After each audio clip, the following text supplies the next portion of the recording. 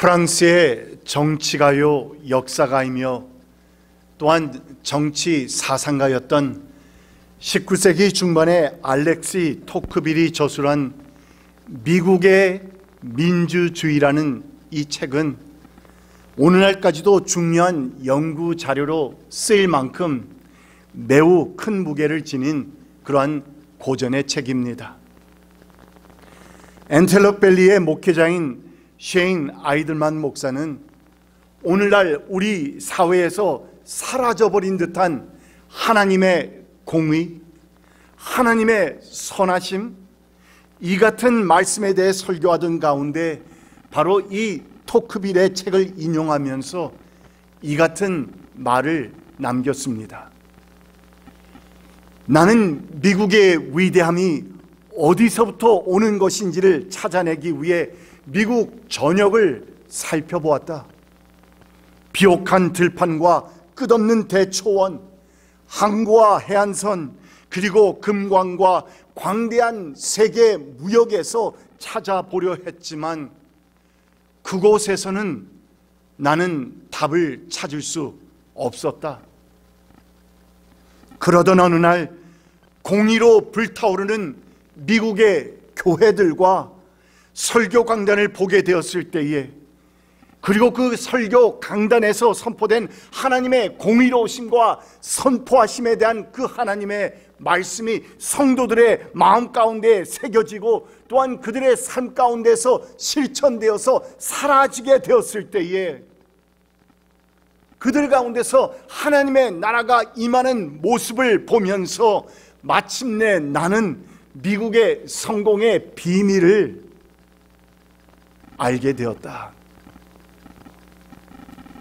미국이 이를 멈춘다면 그 위대함도 사라질 것이다.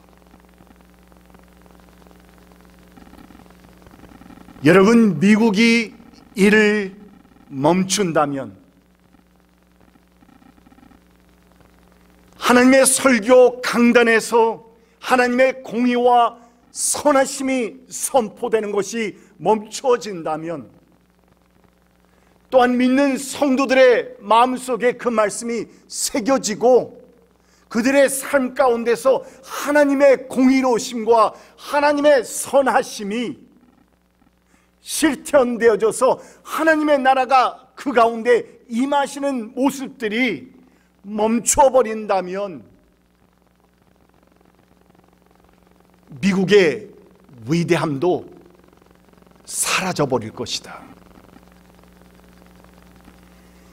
이같이 선포한 아이들만 목사의 외침은 오늘날 우리 모두가 귀를 기울여서 우리의 마음에 새겨야 할 중요한 메시지라 여겨지는 것인데, 1607년에 신앙의 자유를 위해서 영국을 떠난 청교도들이 버지니아 제임스타운에 정착하게 되고 하나님의 말씀과 뜻에 기준하는 그런 나라를 세워서 건설하여서 세계 최강의 나라로 우뚝 서게 되었던 이 미국이 아이들만 목사가 경고했던 그 멈춤이 언제부터였는지는 우리는 정확하게 알 수는 없지만, 그러나 오늘날 우리가 살아가고 있는 이 미국은 하나님 보시기에 아름다웠던 그때와는 너무나도 달라진 그 모습이라는 사실을 우리는 부인할 수가 없는 것입니다. 이같이 한 나라가, 이같이 한 교회가, 그리고 이같이 우리 한 성도가 강단에서 선포되는 하나님의 말씀을 듣는 일과 하나님의 공의와 선하심을 따라 사는 삶을 멈추게 된다면 What would happen? 어떤 일이 일어날까? 그 결과는 그들의 삶 가운데서 나타나던 하나님의 위대하심, 하나님의 놀라우신 기적, 하나님의 역사, 이 같은 것을 더 이상 우리는 볼 수 없게 된다는 것인데, 이에 대해서 우리에게는 절대 기준으로 삼고 있는 하나님의 말씀 성경은 우리에게 귀한 교훈들을 남겨주고 있는 것입니다. 비근한 예로 구약의 이스라엘 백성이 하나님 앞에서 순수했던 그 신앙과 믿음을 멈춰버리고 세상이 추구하는 바를 함께 추구하면서 그들 또한 쫓아갔더니 결국에는 하나님의 심판을 받아서 멸망을 당하고 바벨론의 포로로 끌려갈 수밖에 없었다는 그 비운의 역사를 우리는 성경을 통해서 너무나도 잘 알고 있습니다.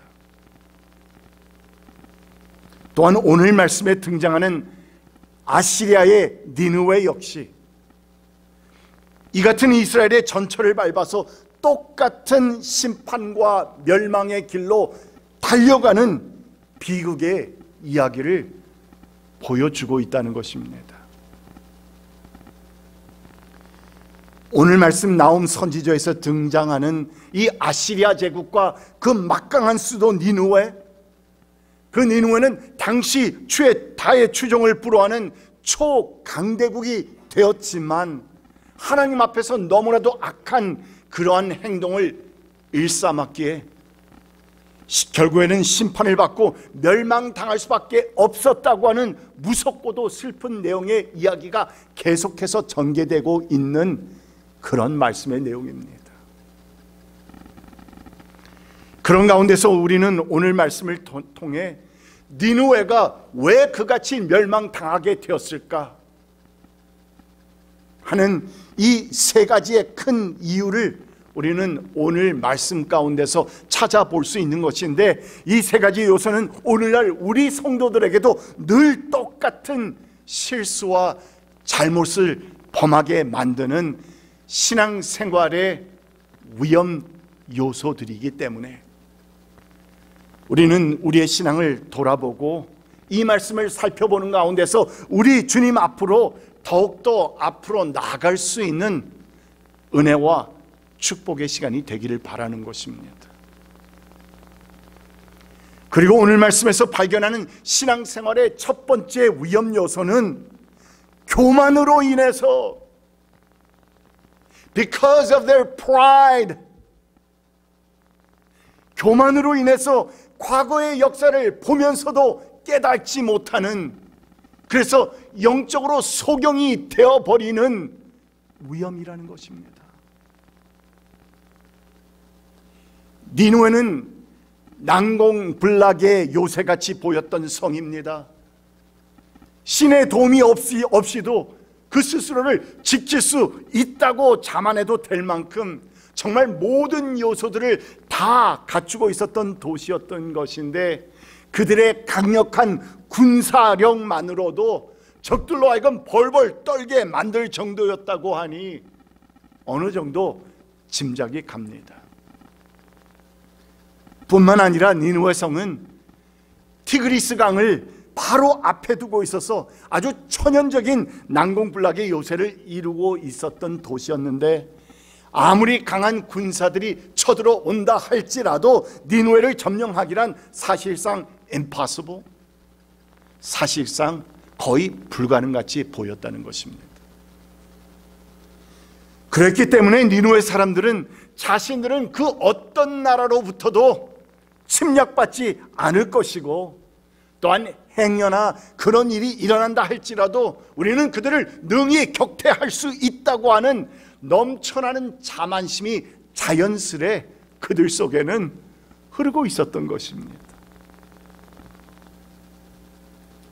그런데 여러분, 바로 이같이 교만한 니느웨를 향해서 하나님께서는 오늘 본문 말씀에서 고대 이집트의 테베 왕조의 전례를 드시면서 교만 가운데 자신의 안전을 과신하다가 결국에는 하루아침에 멸망당해버린 이 테베 도시에 대한 이야기를 주시면서 경고로 삼으라고 말씀하고 계신 것입니다. 8절입니다. 네가 테베보다 나은 것이 무엇이냐? 니느웨야, 네가 테베보다 나은 것이 무엇이냐? 나일강 옆에 자리 잡은 테베, 강물에 둘러싸여 그 큰 물이 방어벽이 되고 그 큰 물이 성벽이 된 그 성읍, 너희가 이 테베보다 나은 것이 무엇이 있느냐? 그러니까 오늘날 이집트의 그 어느 지역과도 비교할 수 없을 정도로 수많은 왕의 무덤들, 또한 유물들이 발굴되고 있을 만큼 그 당시에 한창이나 번창했던 그 도시 테베는 양쪽에는 나일강이 있고 또 한쪽에는 광활한 사막까지 끼고 있어서 가히 천연적으로 완벽한 방어벽을 구축하고 있었던 아주 좋은 도시였다는 것인데, 그러나 그럼에도 불구하고 하나님께서 I will judge you, 내가 너희를 심판하겠다 작정하시니까 순식간에 멸망당해버리는 비운을 겪을 수밖에 없었던 이 테베의 비극의 역사를 상기시키면서 하나님께서는 나훔 선지서를 통해서 다시 한번 지금 니느웨의 그 교만이 얼마나 착각된 것이며 또한 얼마나 헛된 것인가를 너희가 깨달아야 한다 하고 경고하고 계신 것입니다.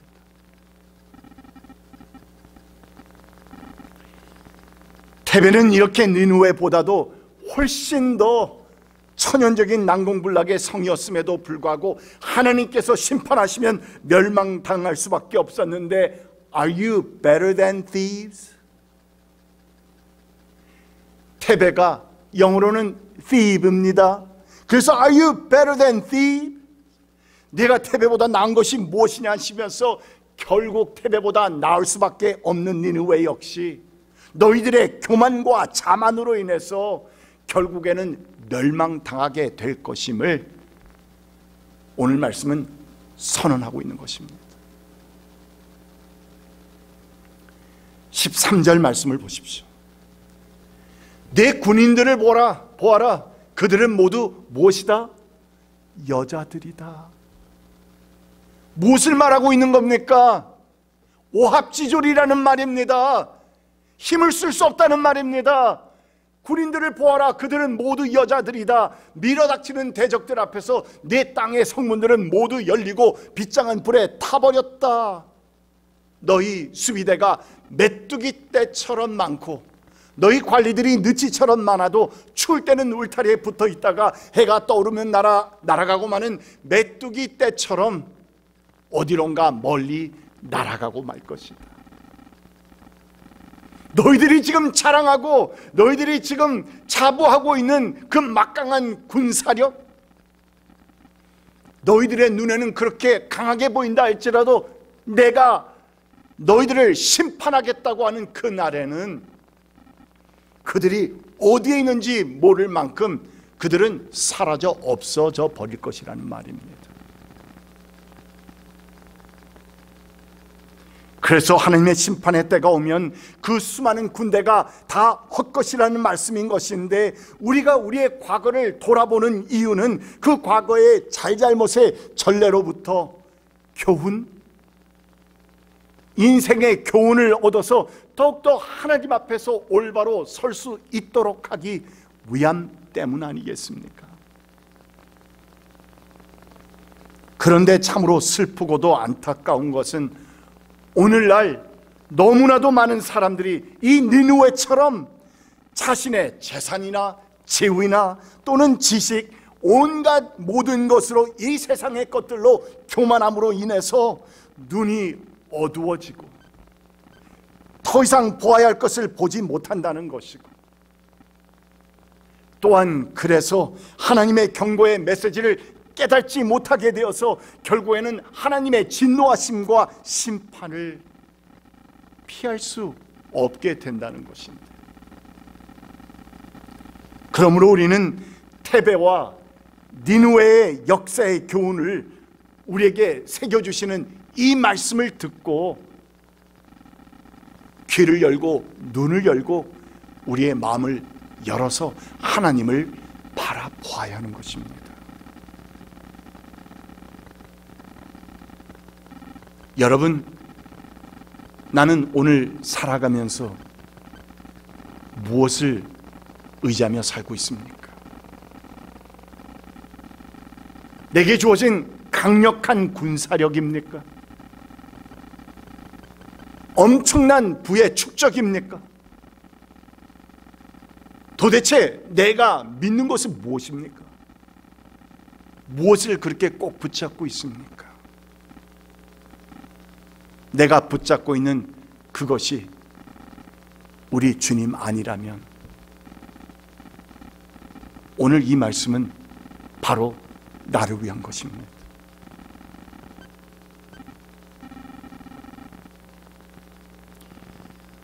오늘 말씀에서 발견하는 성도의 신앙생활 가운데서의 두 번째 위험 요소는 이 물질의 풍요로움이 가져다주는 만몬주의의 위험이라는 것입니다. 니느웨는 경제적으로 엄청난 부를 축적한 도시였습니다. 16절 말씀 봅니다. 네가 상인들을 하늘의 별보다 더 많게 하였으나, 그러니까 니느웨가 경제적으로 얼마나 흥황하는 도시였던지 각국으로부터 몰려드는 그 무역 상인들이 more than the stars of the sky,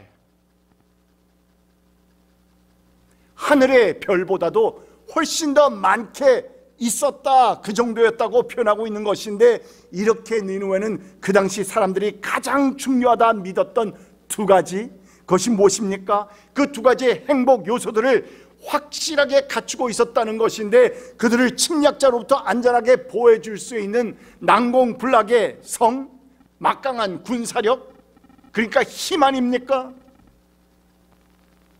그리고 또한 그들에게 두 번째는 아무 걱정 없이 먹고 마시면서 살고 있는 풍요로운 경제력이 그들에게 있었다는 것인데,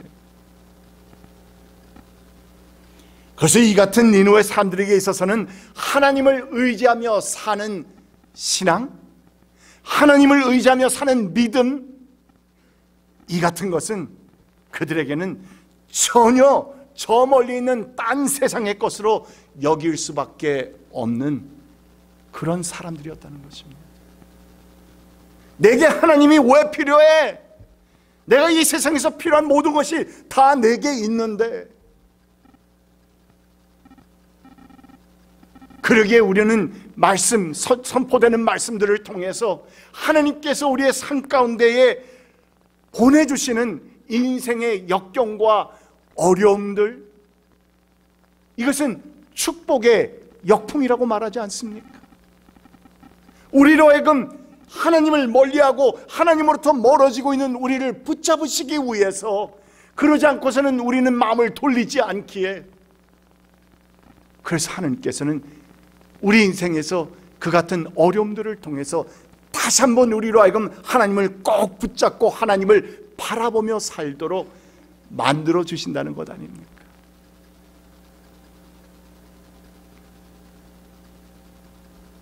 그런데 여러분, 여기에 심각한 문제는 믿음과 신앙 안에서 하나님으로부터 받는 참 부요가 아닌 이 세상으로부터 오는 물질과 풍요는 축복이 아니라 오히려 결국에는 저주와 화가 될 수 있다는 사실인 것입니다.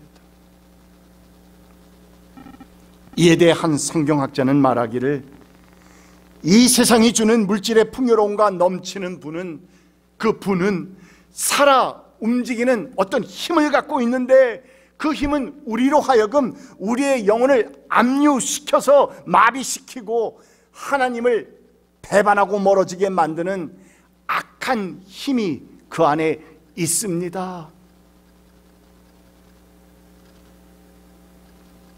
이렇게 지적하면서 하나님으로부터 오는 풍요로움이 아닌 이 세상의 부요와 풍요로움에 대해서 아주 심각한 경고를 우리에게 주었던 것입니다.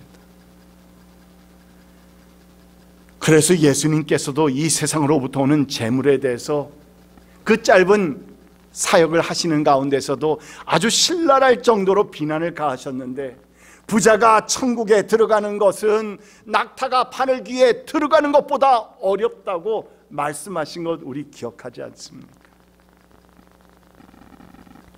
또한 돈은 일만하게 뿌리가 된다고 우리에게 말씀을 주셨는가 하면 너희가 하나님과 재물을 겸하여서 섬길 수 없다고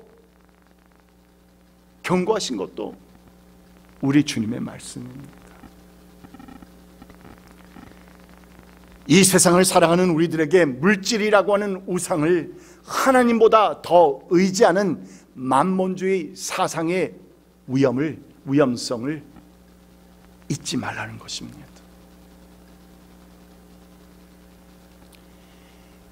그리고 오늘 말씀에서 마지막으로 발견하는 이 신앙생활의 세 번째 위험 요소는 이 세상의 만사의 주인이 누구인지를 착각하며 사는 영적 망각주의의 위험이라는 것입니다. 영적 망각의 위험이다. 5절 말씀입니다. 이제 내가 너를 치겠다. 많이 기다리셨습니다. 많이 참으셨습니다. 오래오래 참으셨습니다. 우리가 등을 돌리고 하나님으로부터 멀어지는데도 불구하고 하나님께서 조금씩 붙잡아 주시고 붙잡아 주시면서 우리를 참으셨습니다. 인내하셨습니다. 그러나 이제 내가 너를 치겠다. 나 만군의 주가 선언한다. 내가 네 치마를 내 얼굴 위로 걷어 올려서 내 벌거벗은 것을 뭇나라가 보게 하고 내 부끄러운 곳을 뭇왕국이 보게 하겠다. 치욕을 안겨주겠다는 것입니다. 6절 말씀, 오물을 너에게 던져서 너를 부끄럽게 하고 구경거리가 되게 하겠다. 그러니까 그렇게도 강력하고 막강했던 니느웨를 세계 모든 나라들의 수치가 되게 하시고 또한 웃음거리가 되도록 만드실 수 있는 분은 바로 이 세상 만사의 주인 되신 나 만군의 주 여호와 하나님이심을 선포하고 계신 것입니다. 너희들의 영적인 눈이 멀어서 지금 누가 과연 이 세상 만사를 움직이는 분인가 하는 것을 잊어버리고 살고 있다. 지금 당장 내 앞에 있는 이것저것이 너의 삶을 좌지우지한다고 생각할지 모르지만 이 모든 것을 다 합력하여 선을 이루는 분은 하나님이시다.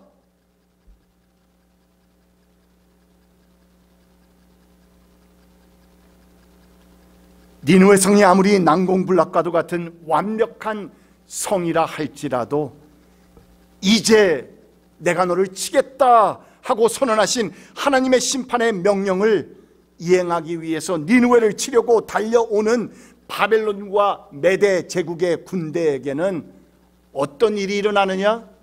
12절 말씀입니다. 내 모든 요새가 무화과처럼 떨어질 것이다. 흔들기만 하면 먹을 이의 입에 떨어지는 처음 익은 무화과처럼 될 것이다. 아니 난공불락의 성이라면서요. 강력한 군사가 있다면서요. 나에게는 이 세상에서 필요한 모든 것이 다 있다면서요. 그런데 하나님께서 기다리시다가 이제는 네가 여기서 내가 너를 잡아주지 않으면 네가 완전히 돌아설 것 같아. 안 돼, 나는 너를 너무 사랑하고 너무 사랑하여서 이제는 내가 너를 쳐야겠다 하실 때에는 하나님의 백성이지만 하나님의 자녀이지만 그때는 하나님의 그 무서운 심판으로 인해서 사용되는 이러한 메대 제국 또한 바벨론 제국 이 군사들이 쳐 들어올 때는 그 난공불락 같은 성도 어떻게 된다? 흔들기만 하면 먹을 이의 입에 떨어지는 처음 익은 무화과처럼 툭툭 떨어질 수밖에 없다는 것입니다. 그러므로 오늘 본문 말씀을 한마디로 요약해 본다면 한 국가의 흥망성쇠와 우리 개개인의 생사화복 그리고 이 세상의 모든 사람들과 모든 것들을 주관하시는 분은 바로 여호와 하나님 한 분뿐이심을 인정하고 그 앞에서 겸손하라는 것입니다.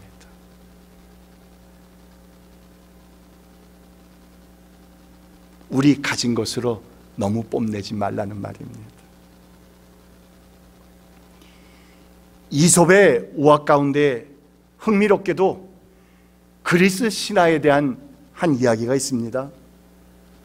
헤르메스 신은 상업과 학예와 목축을 돕는 신이었는데 자기가 인간들로부터 얼마나 많은 존경을 받고 있는지 자기는 많이 받고 있다고 생각한 겁니다. 그래서 그것을 한번 확인해 보고 싶은 아주 그 교만한 마음이 생겨서 사람의 모습을 하고는 어느 조각가의 집을 찾아갔습니다. 그리고는 그 조각가에게 저기 있는 제우스 신상이 얼마냐고 물었더니 1 드라크마, 이 한 드라크마라는 대답을 듣고는 그 옆에 있는 헤라 신상의 값도 물었는데 조각가는 헤라는 제우스의 와이프이기 때문에 좀 더 비싸다고 말해줍니다.